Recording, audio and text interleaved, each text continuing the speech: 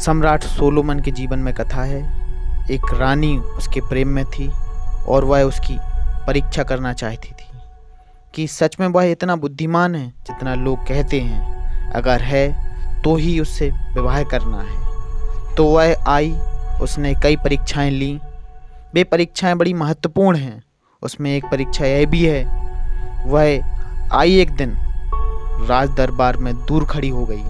हाथ में 2 गुलदस्ते, फूलों के गुलदस्ते लेकर आई थी और उसने सोलोमन से दूर से कहा कि इसमें कौन सा फूल असली है, बता दो।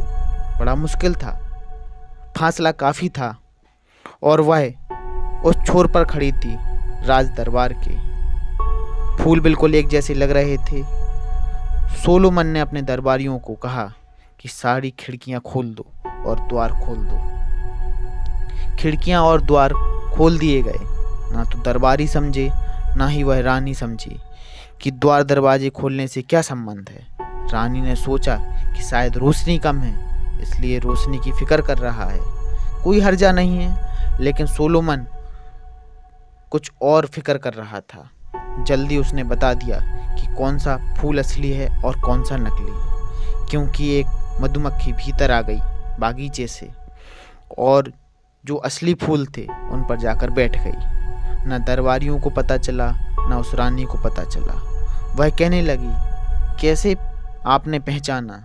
सोलोमन ने कहा, तुम मुझे धोखा तो दे सकती हो, लेकिन एक मधुमक्खी को नहीं। मधुमक्खी को धोखा देना मुश्किल है, उसी प्रकार परमात्मा को भी धोखा देना मुश्किल है।